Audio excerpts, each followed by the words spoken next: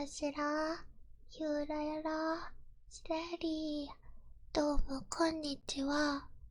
こんばんは。おはようございます。これ見とるときはおはようやないんかな。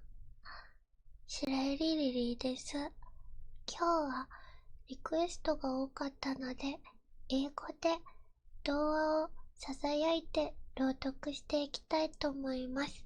本日読む朗読は白雪姫になります。英語なのでわからない方は英会話の勉強としてまたはただの安眠ボイスとして聞いてくださると嬉しいです。Today I will be reading Snow White in English. Please close your eyes and listen, and I hope this helps you to go to sleep.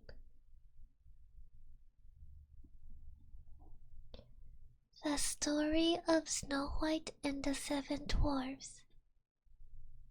Once upon a time, long, long ago, a king and queen ruled over a distant land.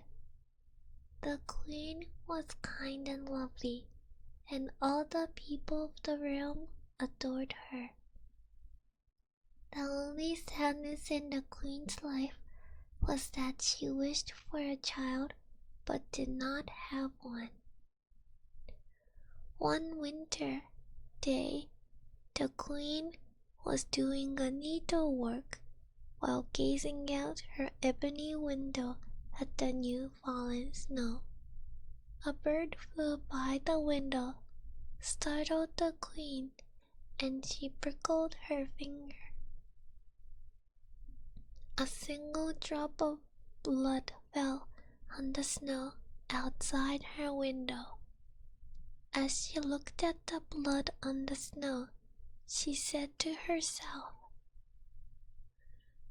"Oh, how I wish that I had a daughter that had skin as white as snow, lips as red as blood, and hair as black as ebony."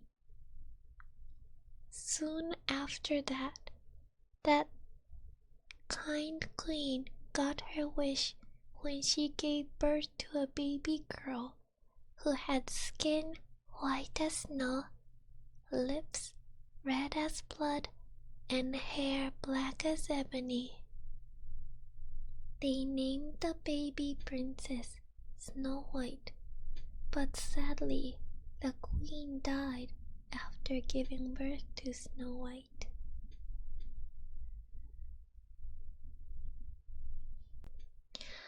Soon after, the king married a new woman who was beautiful but as well proud and cruel. She had studied dark magic and owned a magic mirror, of which she would daily ask, "Mirror, mirror on the wall, who's the fairest of them all?" Each time this question was asked, the mirror would give the same answer. "Thou, O Queen, art the fairest of all." This pleased the queen greatly, as she knew that her magical mirror could speak nothing but the truth. One morning, when the queen asked, "Mirror, mirror on the wall, who's the fairest of them all?" she was shocked when it answered, "You, my queen, are fair, it is true, but Snow White is even fairer than you." The queen flew into a jealous rage and ordered her huntsman to take Snow White into the woods to be killed. She demanded that the huntsman return with Snow White's heart as proof. The poor huntsman took Snow White into the forest, but found himself unable to kill the girl. Instead, He let her go and brought the queen the heart of a wild boar. Snow White was now all alone in the great forest, and she did not know what to do. The trees seemed to whisper each other, scaring the Snow White, who began to run. She ran over sharp stones and through thorns. She ran as far as her feet could carry her, and just as evening was about to fall, she saw a little house and went inside in order to rest. Inside the house, everything was small but tidy. There was a little table with a tidy white tablecloth and 7 little plates. Against the wall, there were 7 little beds, all in a row and covered with quilts. Because she was too hungry, Snow White ate a few vegetables and a little bread from each plate, and from each cup she drank a bit of milk. Afterward, because she was so tired, she lay down on one of the little beds and fell asleep. After dark, the owners of the house returned home. There were the 7 dwarfs who mined for gold in the mountains. As soon as they arrived home, they saw that someone had been there, for not everything was in the same order as they had left it. The first one said, "Who has been sitting in my chair?" The second one, "Who has been eating from my plate?" The third one, "Who has been eating my bread?" The fourth one, "Who has been eating my vegetables?" The fifth one, "Who has been eating with my fork?" The sixth one, "Who has been drinking from my cup?" But the 7th one, looking at his bed, found Snow White lying there asleep. The 7 dwarfs all came up running, and they cried out with amazement. They fetched their 7 candles and shone the light on Snow White. "Oh, good heaven!" they cried. "This child is beautiful." They were so happy that they did not wake her up, but let her continue to sleep in the bed. The next morning, Snow White woke up, and when she saw the 7 dwarfs, she was frightened, but they were friendly and asked, "What is your name?" "My name is Snow White," she answered. "How did you find your way to our house?" The dwarfs asked further. Then she told them that her stepmother had tried to kill her, that the huntsman had spared her life, and she had run the entire day through the forest, finally stumbling upon their house. The dwarfs spoke with each other for a while, and they said, "If you will keep house for us, and cook, make beds, wash, sew, and knit, and keep everything clean and orderly, then you can stay with us, and you shall have everything you want." "Yes," said Snow White, "with all my heart." For Snow White greatly enjoyed keeping a tidy home. So Snow White lived happily with the dwarfs. Every morning they went into the mountains looking for gold, and in the evening, when they came back from home, Snow White had their meal ready and their house tidy. During the day, the girl was alone, except for the small animals of the forest that she often played with. Now the queen, believing that she had eaten Snow White's heart, could only think that she was again the first and the most beautiful woman of all.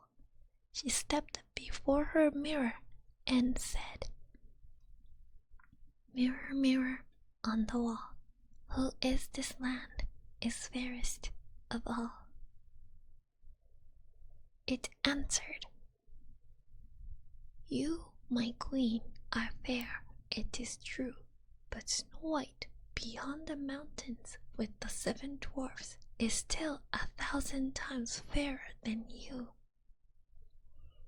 This startled the queen, for she knew that the mirror did not lie, and she realized that the huntsman had deceived her and that the Snow White was still alive. Then she thought and thought again how she could rid herself of Snow White, for as long as she was not the most beautiful woman in the entire land, her jealousy would give her no rest. At last, she thought of something. She went into her most secret room. No one else was allowed inside, and she made a poisoned apple. From the outside, it was beautiful, and anyone who saw it would want it, but anyone who might eat a little piece of it would die. Coloring her face, she disguised herself as an old peddler woman, so that no one would recognize her, traveled to the dwarf's house and knocked on the door. Snow White put her head out of the window and she said, "I must not let anyone in.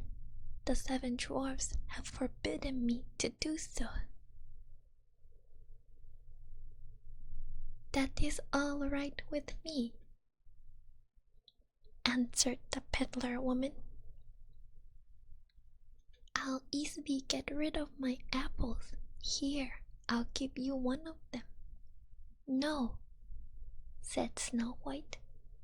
"I cannot accept anything from the strangers." "Are you afraid of poisons?" asked the woman. "Look, I'll cut the apple in 2. You eat half and I shall eat half. Now." The apple had been so artfully made that only one half was poisoned. Snow White longed for the beautiful apple, and when she saw that the peddler woman was eating part of it, she could no longer resist, and she stuck her hand out and took the poisoned half. She barely had a bite in her mouth when she fell to the ground dead. The queen looked at her with an evil stare, laughed loudly, and said, "White as snow, red as blood, black as ebony wood, the dwarfs shall never awaken you." Back at home, she asked her mirror, "Mirror, mirror on the wall, who in this land is fairest of all?" It finally answered, "You, my queen, are fairest of all."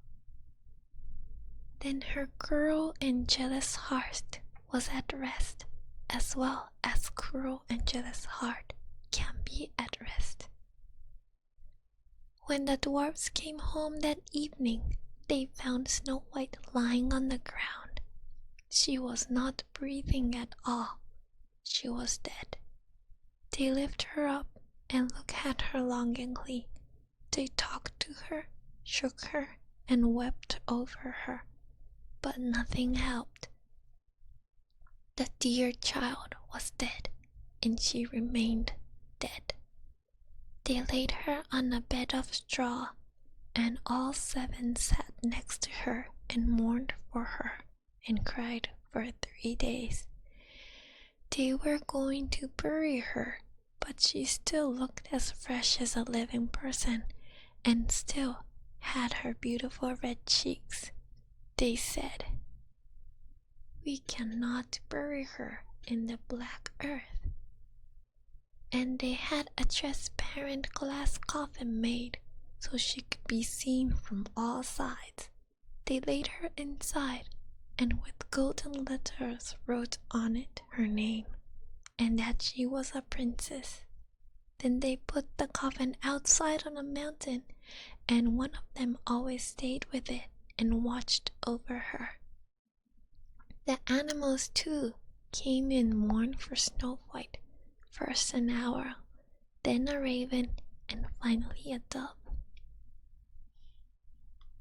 Now it came to pass that the prince entered this wood and happened on to the dwarf's house, where he thought shelter for the night. He saw the coffin on the mountain with beautiful Snow White in it, and he read what was written in it with golden letters. Then he said to the dwarfs, "Let me have the coffin. I will give you anything you want for it." But the dwarfs answered, "We will not sell it for all the gold in the world." Then he said, "Then give it to me, for I cannot live without being able to see Snow White. I will honor her and respect her as my most cherished one." As he thus spoke, the good dwarfs felt pity for him and gave him the coffin. The prince had his servants carry it away on their shoulders, but then it happened that the one of them stumbled on some brush and dislodged from Snow White's throat the piece of poisoned apple that had bitten off. Not long afterward, she opened her eyes, lifted the lid from her coffin, sat up, and was alive again. "Good heavens, where am I?" she cried out. The prince said joyfully, "You are with me." He told her what had happened and then said, "I love you more than anything else in the world. Come with me to my father's castle. You shall become my wife." Snow White loved him, and she went with him. Their wedding was planned with great splendor and majesty. Snow White's wicked stepmother was invited to the feast, and when she had arrayed herself in her most beautiful garment, she stood before her mirror and said, "Mirror, mirror on the wall, who in this land is fairest of all?" The mirror answered, "You, my queen, are fair, it is true, but the young queen is 1,000 times fairer than you." Not knowing that this new queen was indeed her stepdaughter, she arrived at the wedding, and her heart filled with the deepest of dread when she realized the truth. The evil queen was banished from the land forever, and the prince and Snow White lived happily